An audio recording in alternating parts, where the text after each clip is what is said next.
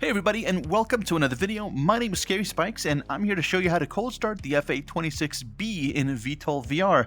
So join me after the intro and we'll get started.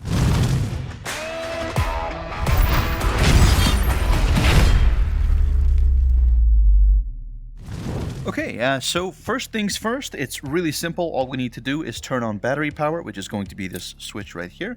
As you can see, that brings one of my MFDs to life because I've already had it turned on.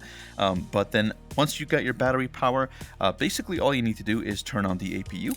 Now the APU is going to be a little bit loud, so we can always just bring our canopy down using this right here. If we bring it to the bottom, the canopy is closed, as you can see, and if we bring it up, the canopy will open. So we're just going to go ahead and leave that closed. Now, one of the things that we are looking for is we're looking for that RPM to come all the way up on the APU. And once we've got that, we can start starting our two engines, as the FA26B has two engines.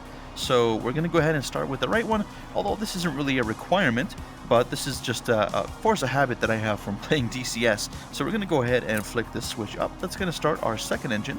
We can go ahead and bring this little cover down, and we'll observe the RPM coming up on engine number 2 and then coming back down. Once it's back down, we can go ahead and start engine number 1. And just note that you can't do both of these at the same time, and you can't start both engines at the same time. So you do have to wait for the APU to come all the way up. Then you have to wait for the right engine to stabilize once you start that, and then you can start the left engine and wait for that to stabilize. So that is pretty much all you need to do in terms of cold starting the aircraft as far as the engine goes. But when you want to take off, of course, we're going to need all of your avionics, so let's go ahead and get all that online. So we're going to go ahead and turn our MFDs on with these two switches here, and we're also going to turn on our HUD, which is this switch right there. So you can see we have a nice big HUD there, and then I'm going to turn on the Jahimics, but I'll explain this in another video. Now what we're going to do as well is we're going to go ahead and start up our two panels here on the top left and top right respectively. This one here is going to be our radar warning receiver. That's going to let you know if you have a radar lock and if there's missiles being fired at you. And then over here we have our info and our fuel display. I usually like to leave it on fuel so it tells me exactly how much fuel I have left. On the MFDs, before I get going, I generally like to have the nav screen on the right MFD, as you can zoom out here and it'll show you the entire map of where you are. And this also helps you with taking off and landing, as if you follow the procedures by actually speaking to ATC, they will show you some lines on the screen where to go and what runway to take off from or land at, and also how to get back to the hangar. And one of the other things that you might need is you might need your radar on. So if you do need that on, that's where you can turn that on there.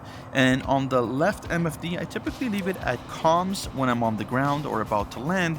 However, most of the time I leave it in TGP, or in some cases I just like to have it in the main menu here or on the radar, which you can access on the top there. Now, if you go into your radar screen and you don't see this, that's probably because your radar is off, so just make sure to turn your radar on for that to be there.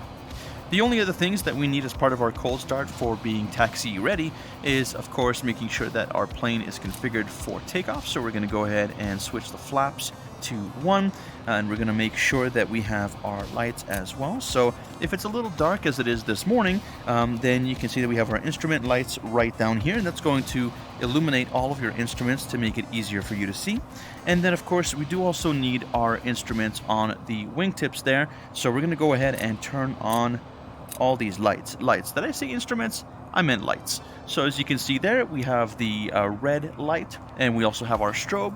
And then over here, if I can figure out my hand signals, we have the green light, and we have strobes on that as well. So we're pretty much good to go. At this point, all you would really need to do is just take off your wheel brakes and then add a little bit of power to start to taxi to the runway.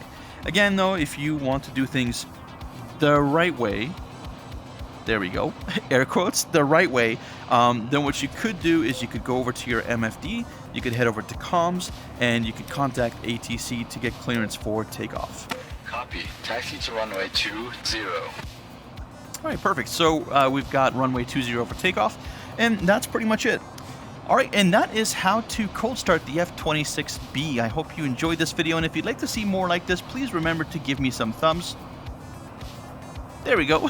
Some thumbs down below. Make sure to become a subscriber if you haven't already, and make sure to ding the little notification bell down there so that you're reminded of videos every time that I post them. Of course, if you'd like to help to support me more directly, you can do so by following more links down in the description below. There's one for Patreon and there's one for membership right here on YouTube.